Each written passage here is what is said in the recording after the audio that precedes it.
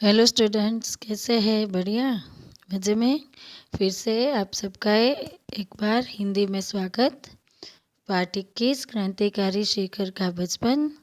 हमने देखा, अब आगे बढ़ेंगे कि शेखर जब उसके पिता के साथ जा रहे हैं तब क्या होता है, इसका वर्णन इसमें आएगा। शेखर के पिता एक दिन दौरे पर जा रहे थे। शेखરના પિતાજી એકવાર જતા હતા और शेखर साथ था। शेखर તેમની સાથે હતા। बाकीपुर स्टेशन पर सामान रखकर पिता और पुत्र वेटिंग रूम के बाहर टहल रहे थे। शेखर कुछ आगे, पिता पीछे पीछे। कल हमने यहाँ तक किया था। शेखर અને એના પપ્પા જે છે, શેખર પોતે પિતાજી હારે એના પિતા સાથે એક દિવસના પ્રવાસે જઈ રહ્યા હતા। ત્યાં વેઇટિંગ રૂમની બહાર તો શું કરતા હતા, એ આગળ આગળ ને પિતાજી પાછળ પાછળ એમ આટા મારતા હતા। पास के एक वेटिंग रूम में शेखर के पिता एक दिन दौरे पे जा रहे थे। शेखर साथ था। बाकीपुर रेलवे स्टेशन पर सामान रखकर पिता और पुत्र वेटिंग रूम के बाहर टहल रहे थे। शेखर कुछ आगे, पिता पीछे पीछे।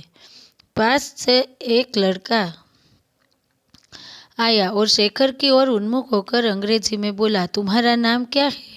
શું થયું? આ વેઇટિંગ રૂમની આજુબાજુ આંટા મારતા હતા ત્યાં એક દીક છોકરો આવ્યો અને ઇંગ્લિશમાં શેખરને પૂછ્યું કે તારું નામ શું છે? શેખરને फिर से पैर तक उसे देखा। શું કર્યું? તો કે શેખરે પગથી માથા સુધી, सिर से पैर तक यानी पग से माथा तक એમ એની સામું જોઈ રહ્યો।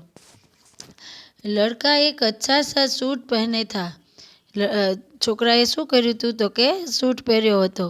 सिर पर अंग्रेजी टोपी। उसके स्वर में अहंकार था। शायद वह अपने अंग्रेजी का ज्ञान का परिचय देना चाहता था।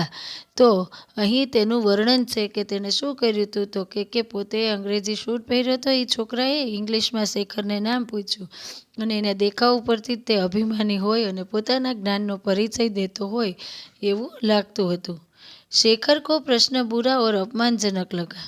શું થયું? शेखर ने उसने उत्तर नहीं दिया। कुछ इसलिए भी नहीं दिया कि पीछे पिता थे और पिता की उपस्थिति में बात करते वह झिझकता था। શું થયું? એને પોતાનું એનું નામ પૂછ્યું હતું ને, તમારા નામ ક્યાં હે, એવું ઇંગ્લિશમાં પૂછ્યું તો આમાં શું થયું? તો કે શેખરે પોતાના પ્રશ્નને કેવો લાગ્યો? અપમાનજનક લાગ્યો અને એને જવાબ પણ ન દીધો। થોડુંક કાંઈક એટલે ન દીધો કે પહેલાંના અવાજમાં એને અહંકાર જેવું લાગતું હતું અને થોડુંક એટલા માટે ન દીધું કે એના ઇંગ્લિશનો પરિચય, એટલે એને એક તો અંગ્રેજી હારે નફરત હતી અને પછી પૂછે એટલે એમ કે પોતે પરિચય દેના ચાહતા था। शेखर ने सिर से पैर तक शेखर को प्रश्न बुरा और अपमानजनक लगा, इसलिए उत्तर नहीं दिया। કારણ કે પપ્પાની ઉપસ્થિતિ હતી અને ઝીઝકતા એટલે થોડો ગભરાતો પણ હતો। उस लड़के ने समझा कि उसका सामना करने वाला कोई नहीं है।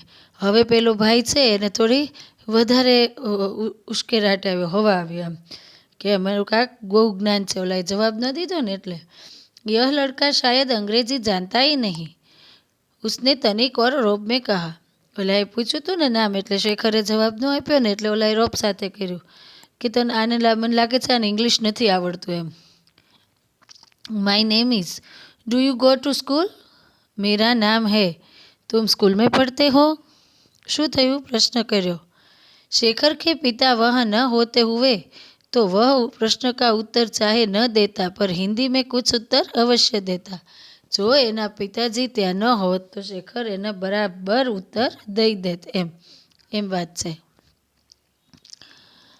उसके मन में यह संदेह भी उठ रहा था कि वह लड़का शायद कोई पाठ ही दोहरा रहा है। એના મનમાં સંશય પણ હતો કે આ શું કરે છે, કાંઈ પાઠ દોહરાવે એટલે કાંઈક પાકું કરતો હોય એવું લાગ્યા કરે છે। अंग्रेजी उतनी जानता नहीं पर उसने घृणा से उस लड़के की ओर देखा। उत्तर कोई नहीं दिया।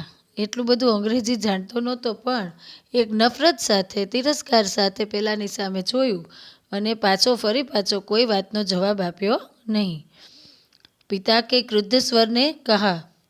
હવે ગુસ્સે થયેલા પિતાએ કહ્યું, शायद उस लड़के को जताने के लिए कि मेरा लड़का अंग्रेजी नहीं जानता है। जवाब क्यों नहीं देते? પિતાજીએ શું કીધું કે તને અંગ્રેજી નથી આવડતું तो तू केम एवं देखावा माटे करे छे एम। शेखर और भी चिढ़ गया और भी चुप हो गया।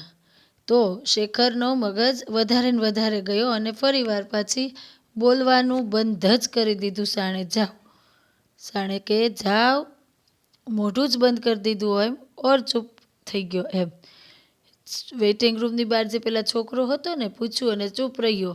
ए छोकराने फरी अंग्रेजीमां वात करवा मंडी अने शेखरने एनी उपर एनो तिरस्कार वधी गयो अने शुं कर्युं तो के तेना तरफ जोयुं नहीं ने कांई उत्तर पण आप्यो नहीं।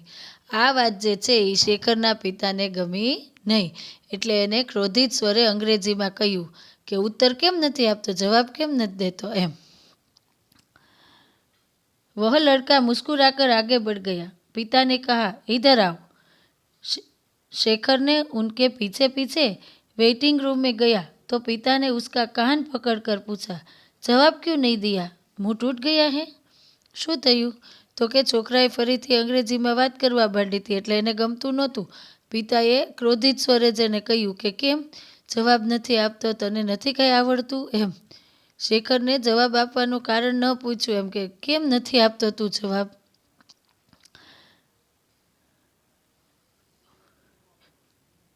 તે છોકરો હસીને આગળ ગયો અને વેઇટિંગ રૂમમાં આવીને પિતાએ જવાબ આપવાનું ન આપવાનું કારણ પૂછ્યું એમ કે તારું મોઢું બંધ કેમ થઈ ગયું છે, તને નથી આવડતું એમ।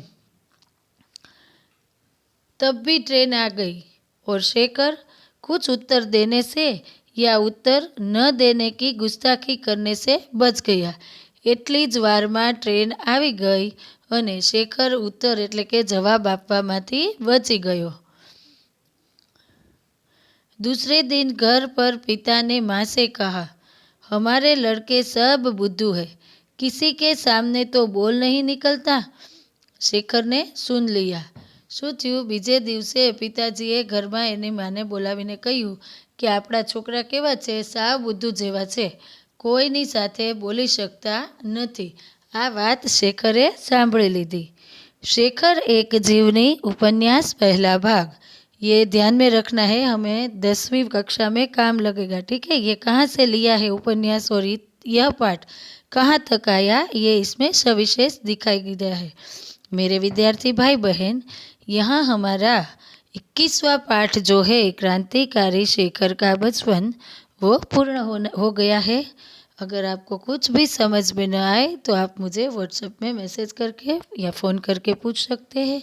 और एक बात बता दूँ, आपको शब्दार्थ और मुहावरे और एक एक वाक्य के प्रश्न फेयरबुक में लिखने हैं और सविस्तृत प्रश्न तो उसमें आ ही जाएगा।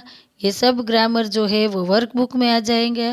वर्कबुक आपको साथ साथ पढ़नी है, ठीक है। अपना ख्याल रखिएगा, हिंदी पढ़िएगा, बोलिएगा, ठीक है। धन्यवाद।